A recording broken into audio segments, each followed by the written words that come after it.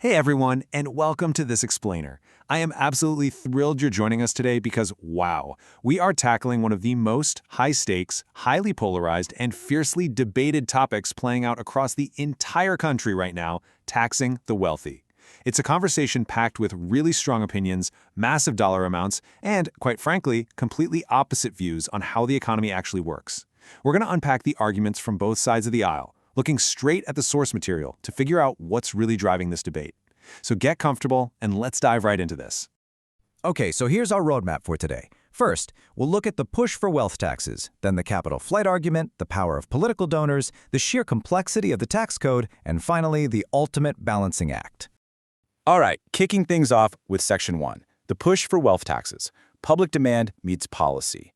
You know, for a lot of folks, raising taxes on the wealthy just intuitively sounds fair. And honestly, the public backing for this is massive. Just look at the numbers for New York Assemblyman Zohran Mamdani's wealth tax proposal. We're talking 72% of Democrats, 62% of all New York City voters, and a 54% majority of voters statewide. In today's deeply divided political landscape, finding a policy with this level of widespread across-the-board demand, that is incredibly rare. So what does this actually look like on paper? Well, under Mamdani's proposal, there'd be a 2 percentage point increase on personal income over $1 million, basically pushing the rate from 3.88% up to 5.88%. On top of that, corporate and unincorporated businesses would see tax hikes of 1.8 and 0.4 percentage points respectively. It's a very targeted adjustment, hyper-focused strictly on top earners and large corporations. To ground all those abstract percentages, advocates of the tax lay out some really clear, real-world math. If you're pulling in $3.5 million a year, this proposal means you'd pay an extra $50,000 in taxes. To the supporters of the bill, that's just a drop in the bucket, a really small cut. But collectively, that small cut generates an estimated $1.75 billion annually for New York City alone. Think about that. That is a massive pool of revenue that could be poured right back into public services, housing, or infrastructure. Moving right along to Section 2, the capital flight argument, the economic pushback. Now, this is where we pivot sharply to the core counter-argument. Because sure, politicians can pass all the tax laws they want, but the ultra-wealthy share one absolutely crucial trait. They are highly mobile. Take a look at the entities fleeing high-tax, highly regulated states like California, which, by the way, has proposed its own 5% wealth tax.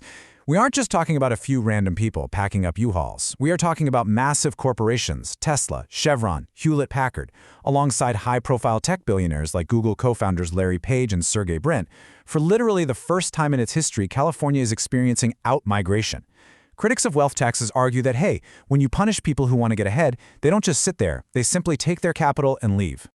Take a look at this micro-story, because it captures the speed of this phenomenon perfectly. On day 0, the Washington State House passes a so-called millionaire's tax. By day 1, literally the very next day, Starbucks billionaire Howard Schultz moves to Florida. Now, politicians will often brush this kind of thing off, right? They'll claim, oh, people are just moving for better weather. But critics point out they're leaving states like Hawaii and moving to places like Idaho. So it is clearly not just the weather. They're actively seeking out a much more favorable tax environment.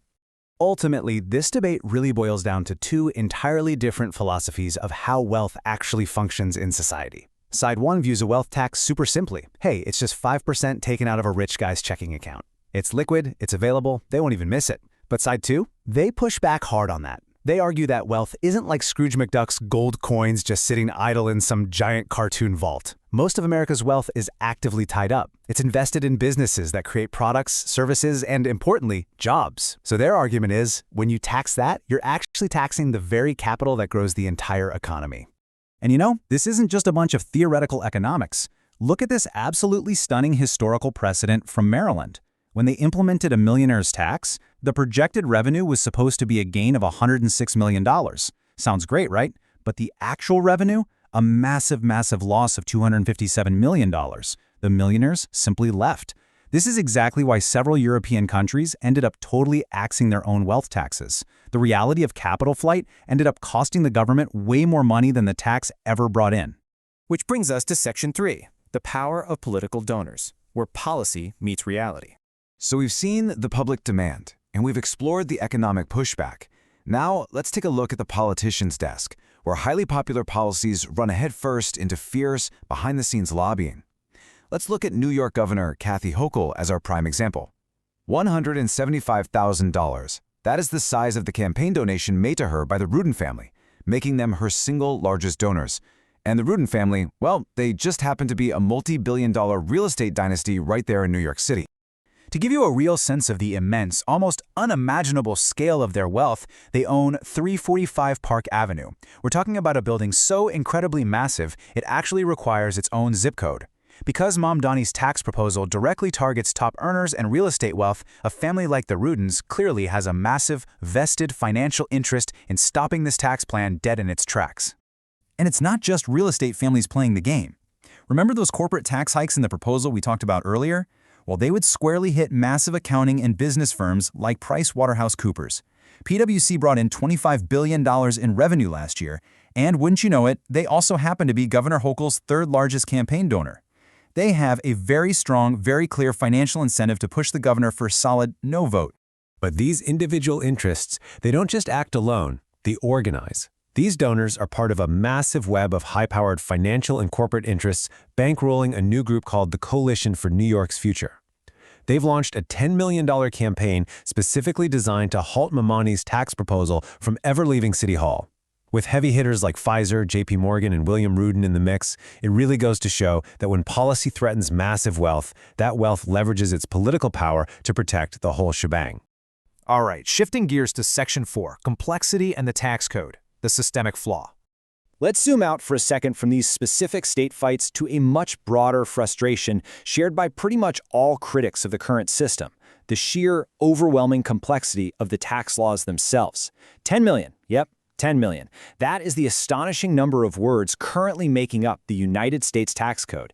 It is entirely incomprehensible. It's a system so bloated that essentially nobody, not even the experts, knows exactly what's in it, which of course requires an incredibly intrusive government just to try and enforce it all. Let's actually look at this perspective from Business Magazine head and former presidential candidate Steve Forbes.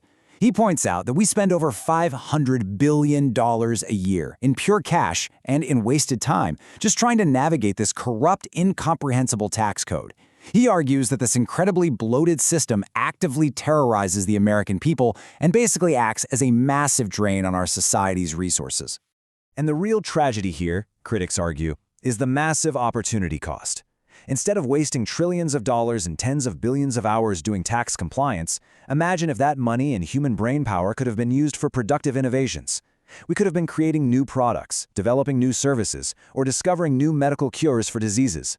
The argument is that by overcomplicating taxes to this insane degree, we are directly stifling human opportunity and advancement. Which leads us nicely into Section 5, the ultimate balancing act, funding versus flight. Okay, we have covered a tremendous amount of ground today, but here's what you should really take away from all this. This is the core dilemma.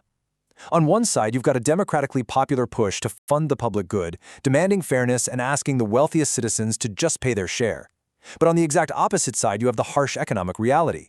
If you push too hard, you risk driving the very capital, the jobs, and the innovators your state desperately needs straight into the waiting arms of lower tax states. It's this incredible collision of public demand for fairness with the economic reality of a highly mobile population. Which leaves us with this final, incredibly high-stakes question to ponder. How exactly do we fund our public needs without driving the very wealth that sustains the economy away? It's a massive puzzle that lawmakers are desperately trying to solve, and the future of our states really depends on them getting it right. Well, thank you so much for joining me on this explainer. Keep asking those tough questions, keep looking at the data, and I'll catch you next time.